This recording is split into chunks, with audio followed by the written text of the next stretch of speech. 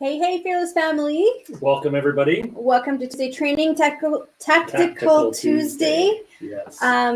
Today is a topic that has been asked for a number of times over the last year, probably 6 weeks or so. We've probably had 10, 12 requests for it. So tonight's topic is you as a financial partner. What do you need to be doing? What is your role? Why would you want to be one? What does it all entail? All that kind of stuff. So welcome, guys. And for those of you that are working partners, it's good for you to see and learn what we're saying so that you can meet those requirements, because we get a lot of people asking us about our members and about investing with them. So if you can fill those needs and speak the same language that we are, that's just a nice common ground for both of you to take. And a lot of times we focus on the managing partner side in this business, the working partner side in this business. And we focus on that because that really was where our experience came from. We were the working partners, the managing partners. We were the ones that did all the work. And so that's why we focus on that. And that's where a lot of people start off with. When they're getting into real estate investment, they don't have the money. What do they do to get going? And that was what really got us going. But today, like Tiff said, the focus is going to be a little bit different. We're going to focus on you financial partners. So if you're somebody that has money, wants to invest in real estate, but wants it to be more passive, or is maybe trying to decide what they want to do. Do I want to become a real estate investor, or do I want to invest in real estate? Those are two different things. Totally. And we're going to talk about the difference today about becoming a real estate investor and investing in real estate. And sometimes once we have this conversation and people hear the points we're going to talk about today, they start to think, well, you know what? Maybe I want to be a financial partner versus doing everything and trying to do it all by myself. We're going to give you a few examples of things that we've seen over the last 15, almost 20 years. Of what makes a success of it and what actually makes a failure of it. We've seen a lot of people come and go. So for example, we are in Edmonton, and Edmonton was the #1 place to invest in Canada for 12, 13, 14 years, according to RAIN, which was the biggest education network that there was at the time. So everyone that was learning about real estate investment wanted Edmonton. And so we saw a ton, and I mean a ton of money come into Edmonton and other investors. But what's interesting is that we saw those that lasted and those that did not last, both as joint venture partners, as individuals, what made it, what broke it. And I was talking to a money partner actually today, or someone in the position to be a money partner.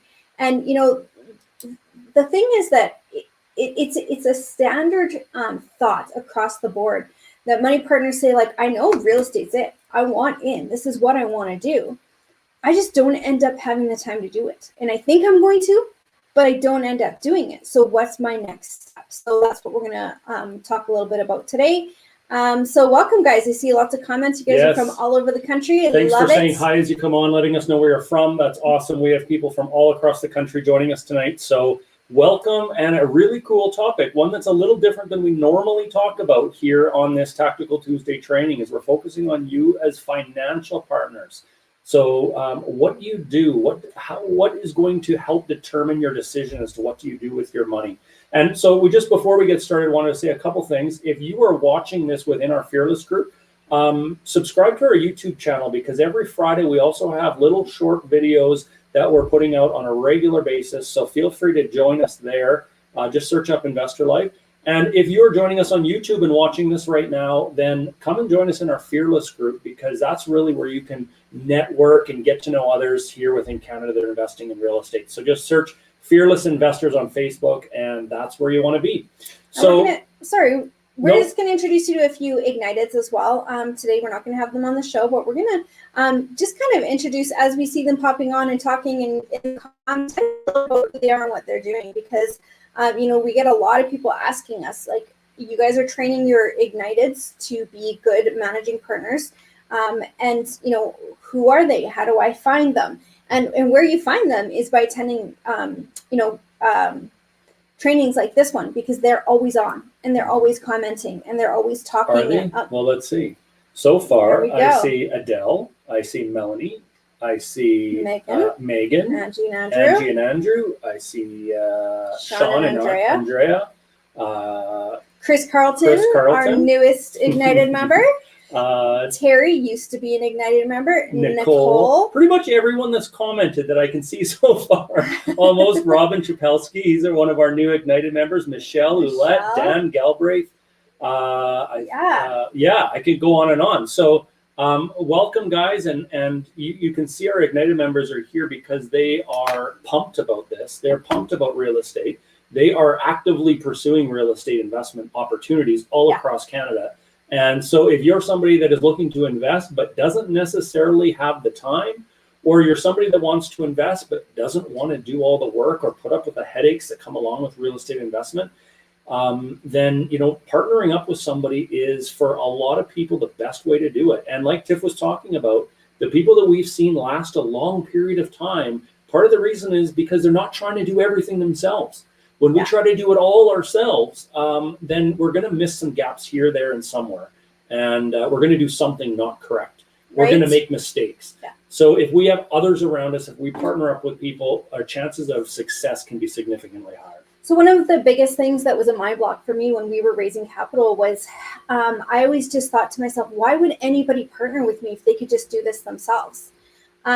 Now, 18 years later, I now see why anyone would do this, because here's the reality of it, guys. We saw a lot of money come into Edmonton. Any and every investor that was on the Canadian scene wanted into Edmonton. And here's the thing. I can say with certainty that the large majority of those that are still standing in Edmonton's market, from out of town especially, were partnered with a managing partner, working partner in Edmonton's market. Now, why is that? So just one example, I got a phone call the other night from a property of ours, and there's nobody, this is COVID. There's nobody that's, we've lost half of our contractors. They don't want to go into homes anymore. They're staying away. We have one that had knee surgery. We have another one that his mother-in-law lives with him and is, compromised. So I don't have anyone to go do these things for me anymore to some degree. So guess what? I'm like, that's okay, whatever. I'm on it. I headed out. I'm good. Got to stop at HomeSense on my way home because I needed a couple things. So it was perfect. But, for many investors, what ends up taking them out of the game is any opportunity to go to HomeSense or Winners, right? Sure. Oh, I got to go check out a property. Right. Yeah. But this is the thing, is that there are those times. And so when you have boots on the ground, those times are simple. Those times are easy. Mm-hmm. You just send, they take care of it for you. As a money partner, you don't even know that it happens until you get the reporting at the end of the year and you see that, there is a $78 charge for something, not a $378 charge for something. Yeah. But that's what we've seen, guys. Hands down, those that are still in the market who have their mortgages paid down by tenants over the last 15 years in Edmonton's market and are still standing, those are the ones that had joint venture partners. And this is a long-term business. This is a long-term business. Yes, we can flip properties and you can do very well at that kind of stuff. But for the most part, if you're creating wealth, if you're having mortgages paid down, if you're creating large sums of cash flow where eventually your expenses are less and your rent has gone up, if you're in it long enough where that property value really increases, if you're in this business long enough, that's really where you start to make the wealth or the money. And guys, why else would we be doing this? We're not doing this for fun. Yes, real estate can be fun, but we're doing this because of what it can bring to us, because it brings us closer to our why, all the stuff we talk about all the time.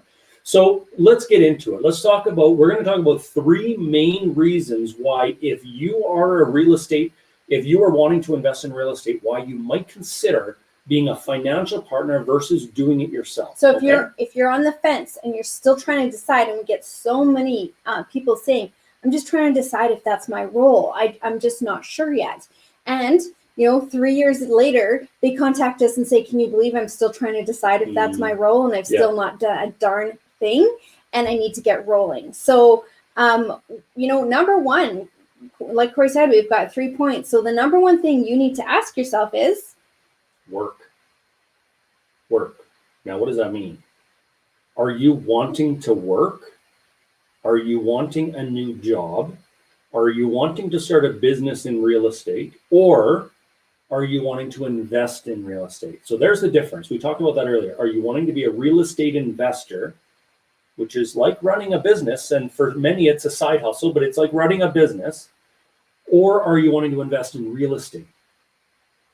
Okay, so let's just slow down and let that settle in here, because this is a big question that everybody needs to ask themselves. So it would be really nice if we had the luxury of, doing it all. And some of us may, but for the most part, we either have time or we have money. We either have, knowledge and education and have spent 2, 3, 4 years gaining that, or we are working a full-time job that pays us very well, that maybe we're building our careers in and don't have time to be doing that other thing. Mm-hmm. So it would be nice if we had both, but most of us, and by far, people that we talk to, most people have to choose. So what's your choice? Yeah. Do you want your money to work for you? Good question. Or do you want to work for your money? Very good question. Because being a real estate investor, and we're going to talk about all the things that a real estate investor needs to deal with in order to last long term, in order to make this investment work. That's the whole point of doing this. So there's a lot of things involved in it to make sure that the clock runs properly and you get to the finish line. So are you wanting to be a real estate investor and set up a real estate business, or are you wanting to invest in real estate? It's a pretty simple question, because the returns on both sides can be amazing. And the one where you invest in real estate, you partner with somebody else who does all the work. A lot of times, and you're going to see some of the points we're going to go through today, they, at the end of the day, 5, 10, 15 years down the road, are much farther ahead than if they tried to do it all themselves. So, one of the sayings or the adages that we go by is, are you wanting to do 100% of the work, 100% of your efforts, or are you wanting 1% of 100 different people's efforts? And I would much rather make money off of 100 different people and 1% of their efforts than have to do everything myself. So this comes down to, do you want to be a real estate investor, or do you want to invest passively? So, and the way the version of that same 1% or 100% of 1% of 100 people's efforts, the version of that I like and remember is, and I don't even know who said it, but would you rather have 100% of a grape? Like, a grape is great, right? Or would you rather have 50% of a watermelon? And that's the thing, is when you partner with others, you're able to leverage your time, your money, your skills, your, all kinds of education, all kinds of things you're able to leverage. What does leverage do? When we think about, if you're trying to pry out a nail from a piece of wood, well, you might have a little bit of a heads up on it, and there's a little bit that you can do. Well, you can play with that thing and try to get it out and use a wrench or whatever. But as soon as you get a lever, the back of a hammer, maybe a flathead screwdriver, you get a lever on that, you get underneath of it and you can lift. Well, all of a sudden you've got maximum results for minimum effort. And that's what the beauty of being a financial partner in real estate, in joint venturing, is you get that maximum result for minimal effort. I can give you a couple examples even from our own investors that, we've written them. Like the one guy, we didn't even meet him.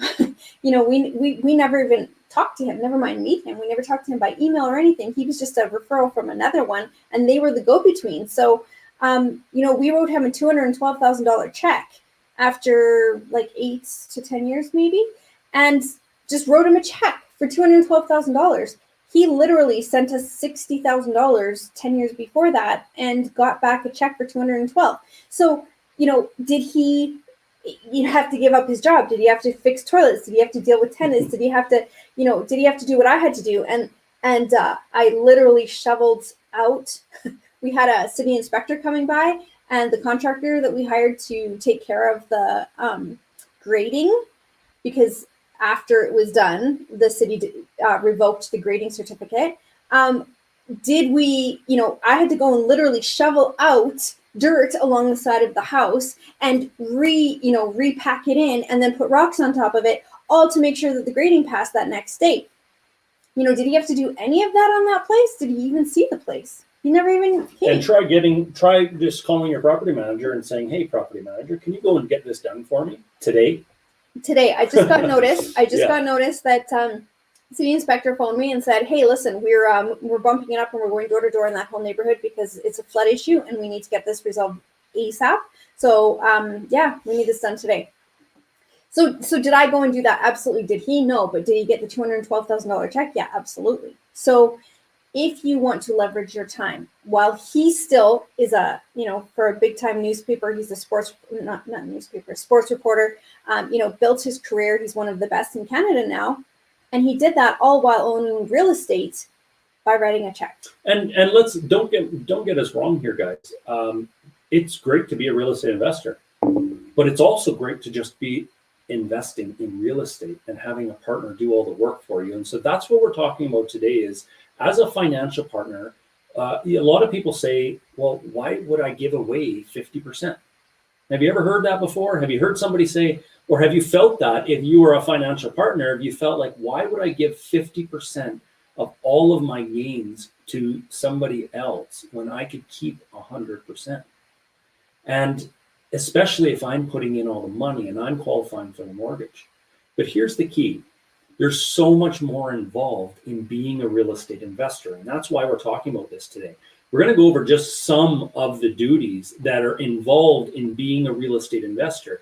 And when we go over these, it helps you to determine if it's something you want to do yourself, or if you'd rather have somebody else do this stuff for you. And just before you do, if I can just mention, I was talking to another financial partner last week, and I saw you jumped on, so I know you know who I'm talking about. And they basically said, I've planned on investing on my own because I didn't want to give up 50%. Well, I'm in a market where if I had invested 3 years ago when I first talked to you, if I had become that financial partner and done what you had said would be smart to do, he's like, I would have more than tripled my money by now. He's like, I can't even tell you like what I would have accomplished. But because I was waiting until I got to the place where I would be able to do it myself, I just never found the time. I'm exhausted in my own life, never mind doing anything else. So, that's another, FOMO almost, what are you missing out on? In the meantime, what are you missing out on? Yeah, very good point. And that's the thing is people just sit and wait for the conditions to be perfect or for them to do all the research to find the perfect property, blah, blah, create blah. The list goes relationships, on, make the team. and nothing happens where they could have just invested with somebody. You've seen all the people here in the comments, a lot of our United members who have said, I love being a real estate investor. We never tire of real estate. There's people that are, I saw Tammy say that I'm passionate about it. There's people out there that are passionate about it, that want to do the work, that want to have somebody else fund it, but they'll do all the dirty work that's behind the scenes. And so if you as a financial partner can have somebody do that for you, instead of you having to do it all, for many, many people, that just makes much more sense. So here's a list of some of the things that a managing partner takes care of that you as a financial partner would not need to worry about doing, okay? So let's just start off right at the very beginning about understanding the markets, choosing a market, choosing a property or a neighborhood within that market. Do you know how to do all that? Doing all the analyzing, figuring out the economics behind it. What's going to drive the market? What's not driving the market? Why are people coming in? Why are people leaving? So just the research on the economics behind real estate investment can take up a lot of time. Mm-hmm. Can you have a managing partner do all of that for you and supply it to you on a silver platter? Absolutely. Let's then get to the joint venture setup. Setting everything up as far as the bookkeeping of that real estate investment, the proper, getting reporting. Are you going to want to do all your books on this real estate investment every single month, every single year, and have to deal with all that? Or would you rather have somebody else deal with that and where just send you a yearly report? A one-pager that you pass on to your accountant, literally everything in it. Exactly. What about the corporate structure? How should you set that up? Well, your managing partner can help you figure that out depending on your situation. But with contacts that will help you do that. So they've got the investor focused, accountants and lawyers and all that kind of thing. And that's the next point is, do you want to spend the time building all of those relationships, not only with the accountants and the lawyers and the mortgage brokers and the realtors and and the property managers and the painters and the repairmen and carpet cleaners, the carpet cleaners, the appliance repair guys, all of that kind of stuff. The managing partner has those relationships. And, some people might say, well, my property manager has those relationships too. But there's one key here, is that these are people that the managing partner would be using for their other properties. These are people that they would use on a regular basis. These are people that, remember, the managing partner, and we're going to get into this in a little more detail later, has a vested interest in making sure that even those charges are kept to a minimum. So there's a big plus there. Because remember, that comes off their paycheck too. If you're splitting cash flow, that comes off their paycheck if a big bill comes in versus a small one. Yeah. So that's a big job. Creating, establishing, maintaining all those relationships. Nourishing. That is something a managing partner can take care of. Yeah. Then it comes down to actually buying the property, completing the diligence on the property, getting all of that sort of stuff done, making sure the paperwork is done properly, doing the correct market analysis, all that kind of thing, submitting the offers.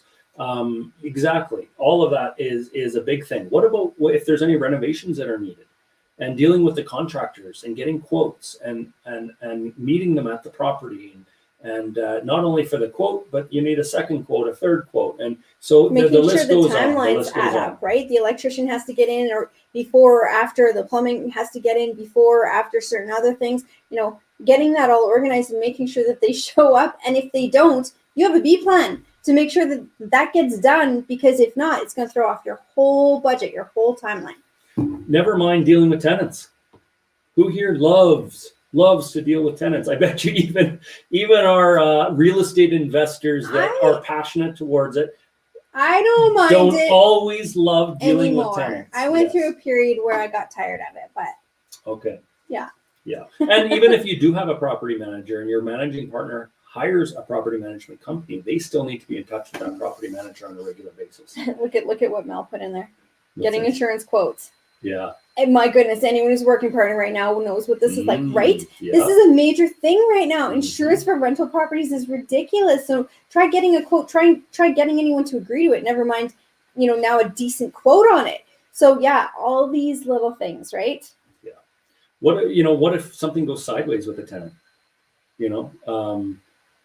We've dealt with property management companies before. I'm nothing against property management companies, but when I would much rather deal or have a managing partner that has a vested interest in that property taking care of that whole process than having a property management company take care of that process. Again, no vested interest, right? Yeah.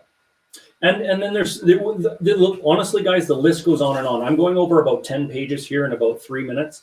But the list goes on about all the things that a managing partner can take care of and take the headaches off of you for. We're not even getting into stuff like the education that they're going to take, the ongoing training, the mentorship groups, or the coaching that they take.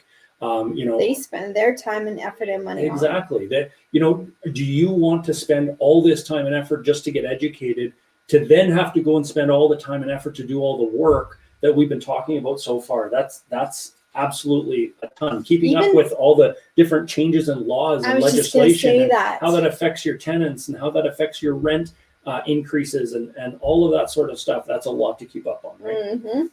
Tons. Okay, so there's just a quick little synopsis, a quick tiny little glimpse into what being a real estate investor is involved in. Being a real estate investor, there's a ton of duties, and there's a ton more that we didn't even talk about that, if you're somebody that's trying to decide, should I do all of this myself, or should I just have a managing partner who takes care of 99% of this for me? That's our first point. Do you want to do the work, or do you want your money to work for you? And so that's a decision that you can make. And some of us don't have that luxury. Good for you if you do. We didn't have that luxury. We didn't have the money. So our only option was to do the work. Mm-hmm. And there's a lot of people in that position. So that's great. But if you do have that option, that's your question. Do you have the time, energy, education, gumption, interest to do it or not? That's it. Yeah. So that's your first question. So that's point number one. Point number two, and Tiff touched on this already, but leverage. Now, we talk about leverage in real estate investment all the time. We talk about how you put a certain percentage of money down on a property, but you are realizing the returns of the entire purchase price of that property as it goes up in value and all of that kind of stuff, right? So leverage, we know as real estate investors, is very, very important when it comes to the numbers on a property. But we can also use leverage in many different ways when it comes to this business. And one of which is the time and effort that our managing partner is putting in versus us having to do 100% ourselves. So are we leveraging, again, other people's time, or are we trying to just do everything ourselves so that we can get the full return? And one of the best examples of this that I could ever imagine was I met a gentleman. He was in his 80s at a real estate event years ago, and he was in his 80s, and he just said, "Man, you kids buzz around here, and the energy that you have. I remember those days, but I certainly don't have it." What he did was he invested specifically. He told us years later. He invested specifically with kids because he wanted the energy that we had. So he invested with us out here in Alberta. He invested with a guy out in Ontario. You guys probably know him, Mark Loeffler. So he invested with Mark when we were all like, early 20s. He invested with another couple out in Vancouver. He was investing in the US. But what he did was he went and he found kids. And he was like, I can't move as fast as you guys do. Even just going to the washroom, at one of these events, you guys move faster than I do. He's like, so I'm going to have a little piece of all of you. He says, you're going to work for me.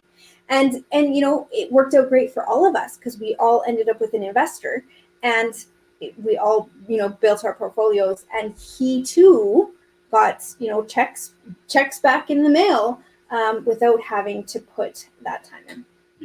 Yeah. So, we've mentioned it already, but again, leveraging other people's education, leveraging other people's time, other people's qualities. Think about it. Some of us may or may not like to negotiate, but we can join up with a managing partner that loves to negotiate and get us a great deal.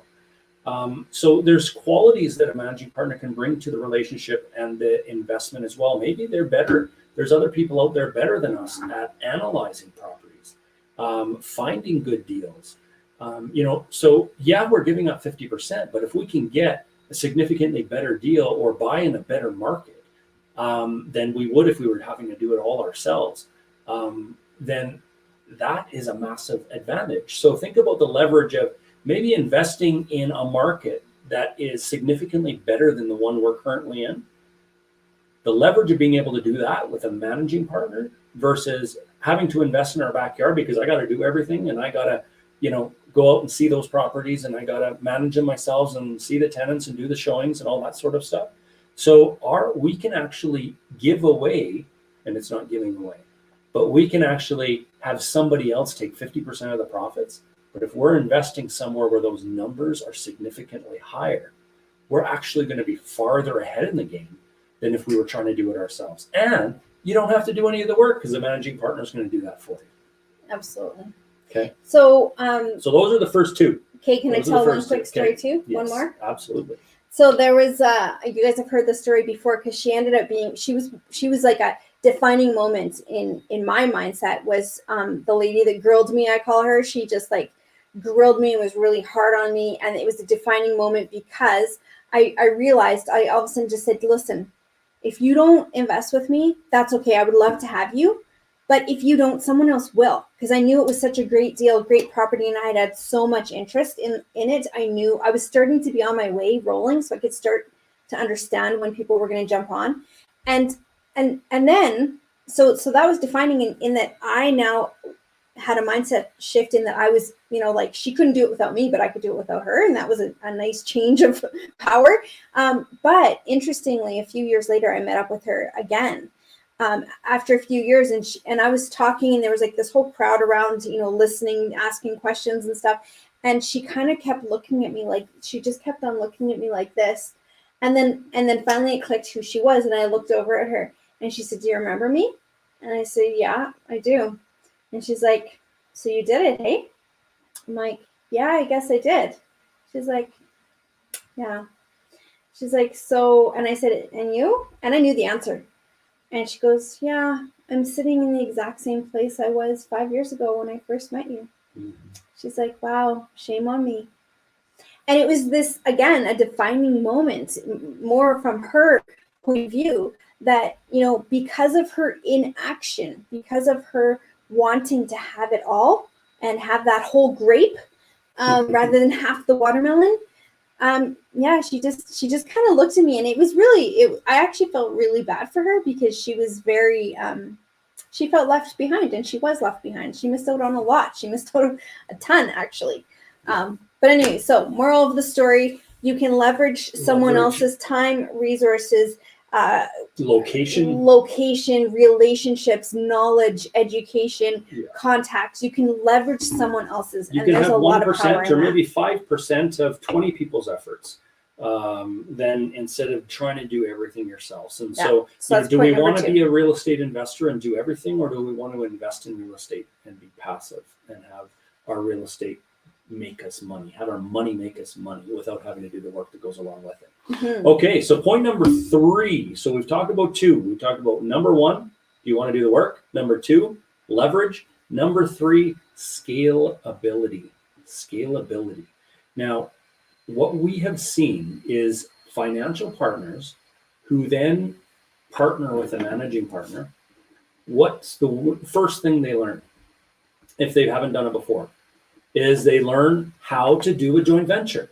So a lot of people do their first joint venture by joint venturing with somebody, supplying the money to learn the process. We call it a learning JV. Yes. It's not very fancy of a term, but that's what we've always called it. So the idea is that if you want to invest in real estate and you want to eventually do it on your own, but the very best way to learn is by doing it yourself. So you can learn to swim by reading textbooks, but until you get in the freaking pool, you're never going to actually learn to swim, right? So, by investing with someone, you're getting in the pool. And here they will show you and teach you every step of the way. That's part of the deal. It's written into the joint venture contract. Not only that, you get the contracts. If you want. The contracts alone, right? Like the documents, the legal documents. That is expensive to get those things. So, this allows you to jump in that pool, learn how to swim with them. And then after that, you can decide, okay, I'm good to do this on my own. Or what we see a lot of financial partners do is just go, you know what? I thought I wanted to do this, but I think I don't. Yeah, I think I'm pretty happy. I'm very happy with them doing all of this work for me. Yeah.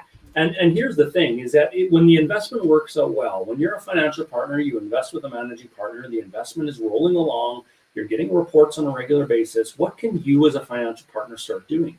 Well, naturally, and this goes along with what we talked about in our boot camp, naturally, you're going to start telling others about the successful investment that you have, how easy it is, how it's working so well for you, and you're not having to do any of the work, and you're still getting X percentage of return. And then other people are interested. And so what you can then do is be a funnel that brings those other people in and lines them up with another working partner or a managing partner. And so you are just that go-between, the one in the middle that can make a percentage return off of those real estate deals. And all you're doing is, the reason we know this works so well is one of our first joint venture partners, we were sending them amazing reports 6 months into our first deal. And they were like, wow, this is amazing. They were telling their family and friends, and their family and friends wanted to invest as well. So they simply said, well, invest with Corey and Tiffany. So they were the go-between for us, and they brought us joint venture partners. So it was great for us. It was great for them because we gave them 20% of every single deal that they brought to us. So, for example, we just sold one last month, I guess, ish, and that we've had for 15 years-ish, maybe. And, they just have 20% of the deal. So they didn't even think about it anymore. It was off their radar.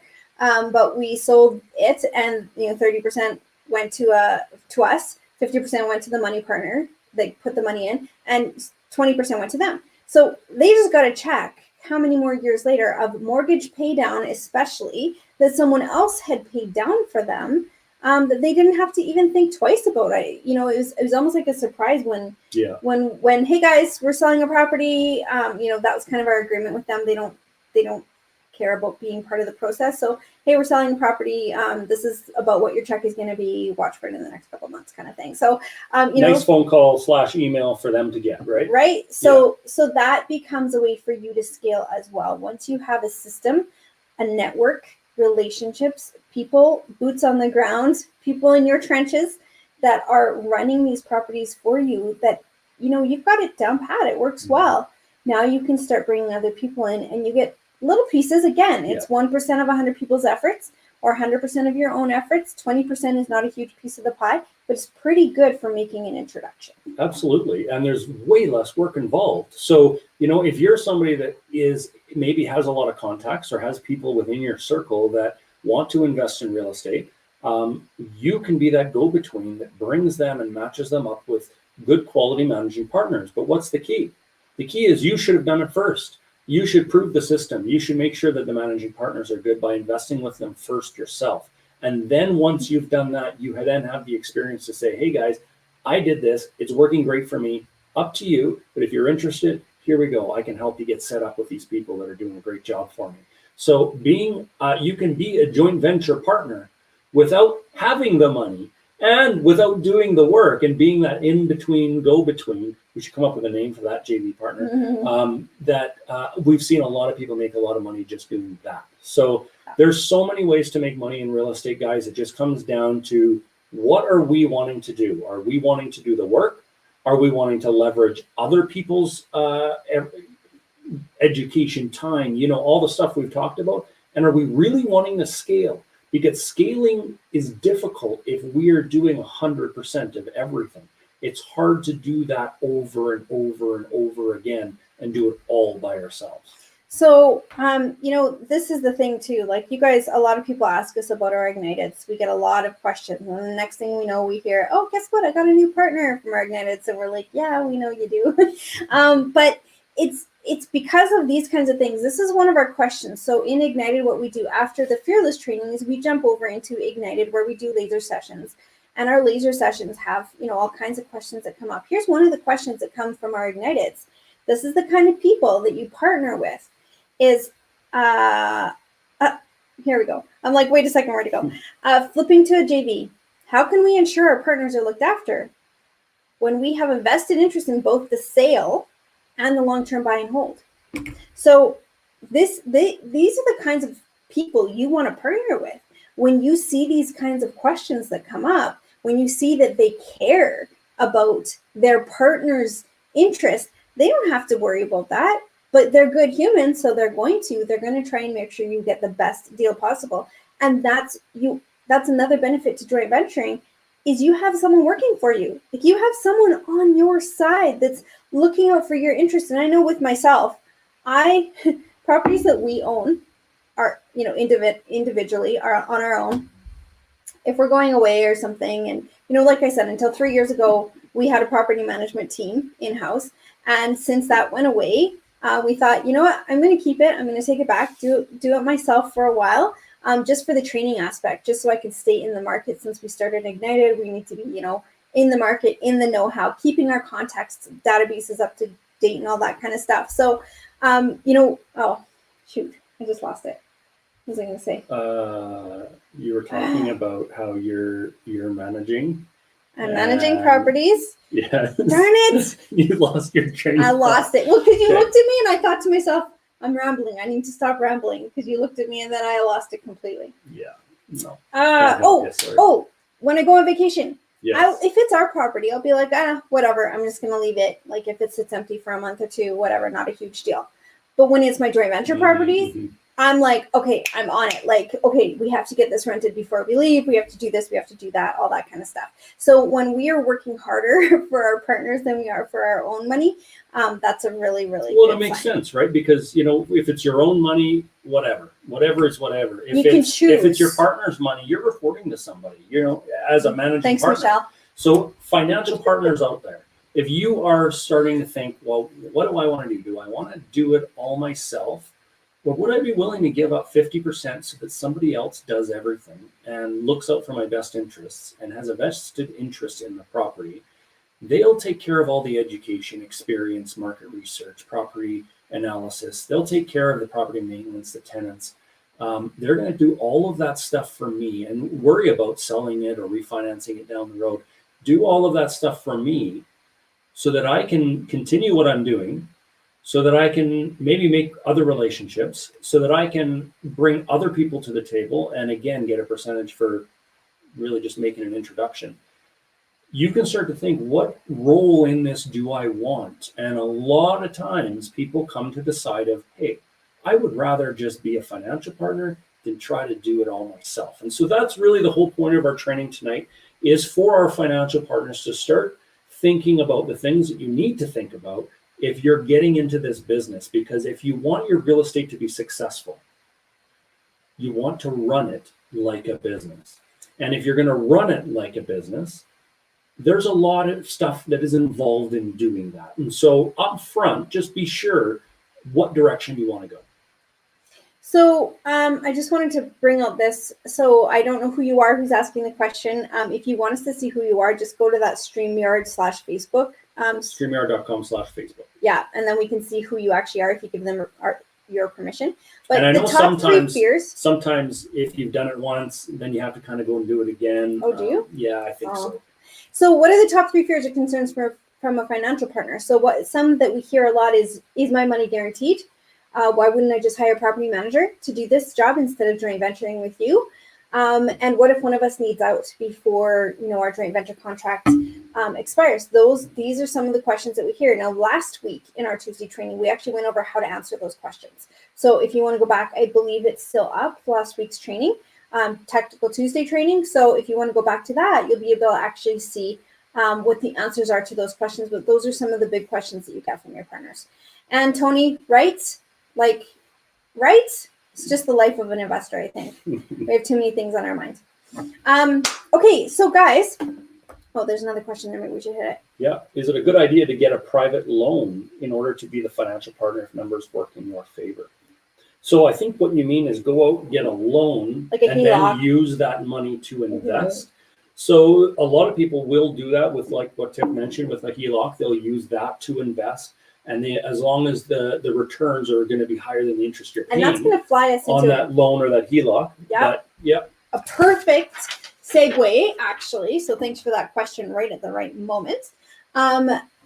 Guys, we're going to introduce you to a neat, hey? It's because of the green virtual background. Yeah, neat. This is one of our happy places in Thailand, by the way. This was a great restaurant with a great view. We sat at that table right there. And pretty cool. So this is actually a tool that you can use. Now, our Igniteds have this electronically where all the formulas auto-calculate everything for them perfectly. But it's not really working to show. But here is a tool for you, both as money partners and as working partners, that this helps you to be able to decide. So, for example, if you have a HELOC that's you're paying, let's say, 4% on, you've got this HELOC, 4%. Now, if you analyze a property and the ROI is showing you that, you're making 18% on this property, well, does it make sense to do that then? Can you cover your HELOC payment with the cash flow that you're going to get? Can you, those kinds of things? Absolutely, it makes sense to do that. Now you're not only leveraging your partner's time, education, abilities, energy, but you're leveraging the bank's money as well. You're paying them 3 or 4% to borrow that money. You're making it work for you at 18%, let's say. And that's massive. So it is up to you, though, to make sure to do your diligence. And this is where this tool comes in. It's just a piece of paper. You just fill it out. Corey's going to show it to you, I think, on the screen so that you can actually see it a little clearer. But this is one point for you money partners out there. I want to really stress this. And we did a training on this back in December, but still people aren't listening to us. The buck stops with you as a financial partner. You find people you can trust, that like, and trust, absolutely. But at the end of the day, you also have to make sure and double check everything that gets told to you. So if someone says that they can rent the place for, $1,800, ask them, show me why. Why do you feel $1,800 works?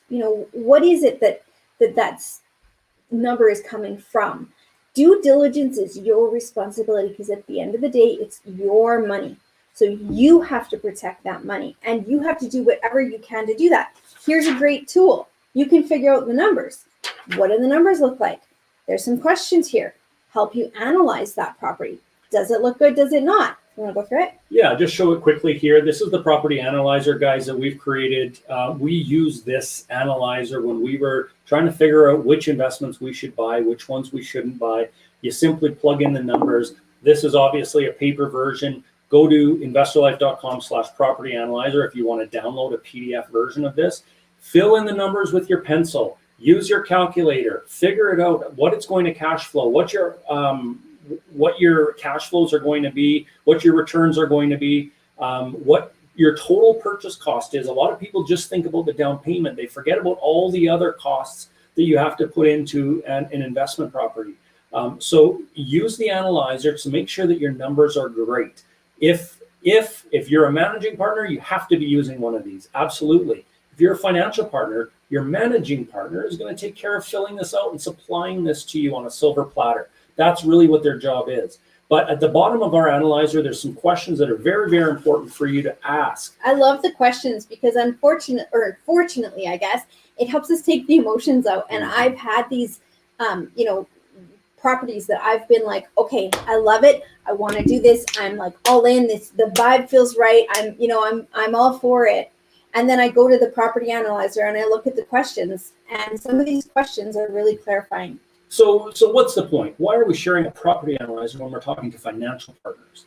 The point is you need to, if you're going to do this all on your own, if you are going to decide that I'm going to work as a real estate investor, filling these kinds of things out and figuring out these numbers and making sure that all your ducks are in a row is 100% your responsibility. Yeah. But if you're a financial partner, yes, you still have to make sure the ducks are in a row, but you have a managing partner working on your side to help you figure these things out, to verify those numbers, to supply you with these numbers. Should you still verify them? Absolutely. Should you still do your research on on managing partners and them as a person? Absolutely. But what's the point? The point is that you're reducing the amount of work that you have to put into this business if you partner with somebody who's willing to do the work. Yeah. Awesome. Awesome possum. All right, so that's really our topic for the day today, guys, is hopefully if you are a financial partner, you found some value in asking these questions about, to yourself. These are questions that you want to make sure that you have cleared before you get into this business, before you start looking at properties, before you talk to a mortgage broker. Do I want to do the work, or do I want someone else to do the work for me? Question number one we talked about. Number two, do I want to do everything, or am I going to leverage the education, the time, the qualities, the experience, the location of other potential managing partners out there? And number three, how do I want to scale this business? Do I want to own one or two properties on my own 100%? Or do I maybe want to own 5, 10, 15 and have a smaller percentage in them and not have to do any of the work? So these are the main highlights we wanted to share with you today, guys, so that if you're a financial partner, you can start to think about these questions, start to mull it over, and maybe have some discussions with some managing partners out there. Our Ignited members are a great example of people that are doing this business on a regular basis, and are doing the research, doing the work, and love doing it. So if you don't love doing it, don't go in and do it, because you'll be out very, very quickly. That's the thing. You'll be out before the real returns kick in, and that's such a disservice to yourself. Yeah. Really good question we have coming in from YouTube. So how much of the economics, so how much money do I give up as a financial partner? So technically, we start at a 50-50. And a lot of people, when they first hear that, they go, whoa, that's a lot of money. But again, do you want 100% of a grape, or do you want 50% of watermelon? Because when you have someone that's working for you on the ground, being your gopher, making that asset grow in value, you're going to get 50% of a watermelon instead of 100% of a grape. So now that having been said, it's all negotiable. So if you're bringing more to the table, or they're bringing less to the table, or you just feel that you want to negotiate and feel that things are fair in a different way, you can absolutely do that as well. But let's start at a 50% mark, and from there, it's up to you and that working partner to negotiate and see what works for you. It's all about finding a win for everyone, and that's the only way that a partnership, like any partnership in life, is going to be successful long term. If there's our next property that we're going to purchase is no question we're going to have a managing partner do the work for us. That's the stage we're at in our investing business. And why? Because we don't necessarily want to put the time and effort into these properties anymore. I'd rather be out golfing. Financial partners out there would maybe rather be out golfing or be out doing something they enjoy, or out going on vacation and not worrying about properties. And so, you know what, there's everybody's at different stages. Everybody's enjoys different things. I know people that love to paint, like Tiffany, and I absolutely dread and hate painting. Okay, I hate doing a renovation, but Tiff loves it. Let's so even look at these guys. Let's even look right here. Brian Banks, he's in Edmonton's market. He is incredible at the construction side of things and forcing value in your properties. Stacy has got an eye for design that I wish I had. I just don't. Tammy, oh my goodness, her brain it's in the Kelowna and Edmonton market. She loves legalizing suites and getting all of those details organized in doing that. I have no ability to do that. Michelle, where's Michelle? Oh, just went. Michelle, messed up. Where did it go? There we go. Michelle is out in Guelph, crazy, insane area. She is working her booty off getting wholesale deals for people. So you don't even have to partner. You can just buy the deals that she already finds with motivated sellers. There's so many amazing people that you can invest with, guys, that you don't have to know all those things. They know it already. How do you legalize a suite? They know. It's just, it's their life. Yeah. So that's a great point, Melanie. Remember, financial partners is when that deal comes to fruition, whether you decide to refinance it or sell it or whatever, 5-10 years down the road, whatever it is, you get your whole initial investment back first. So if you put $100,000 into that property, you get your $100,000 back. Then the profits are split. Yes. So that's how it works. So whatever percentage you decide on, usually it's 50-50 as we talked about earlier, but that's when the percentage is split. Once that full initial investment is paid back, then you split the profit. So good point, Melanie. Yeah, awesome. All right, guys. Well, that's our training for today. Hopefully that made sense. And you got a few little nuggets here and there that you as a financial partner, or even you guys as managing partners, can take from this, and how to speak to a financial partner and what points to bring out to them to help them decide on which direction they want to go. And guys, if you have any, this show was brought to you because people requested it so much. So if you have any requests of topics that you want, or experts that you want interviewed and to have on our show, let us know. Send it to info@investorlife.com, email info@investorlife.com. And absolutely, if it's a topic that we think that can benefit you guys, we will absolutely bring it to you. So don't be afraid, don't be shy. And guys, all of our Igniters, we're going to see you over in laser sessions right now. And the rest of you, we will see you next Tuesday. Tactical Tuesdays every Tuesday at 7 p.m. Eastern, and we'll see you then.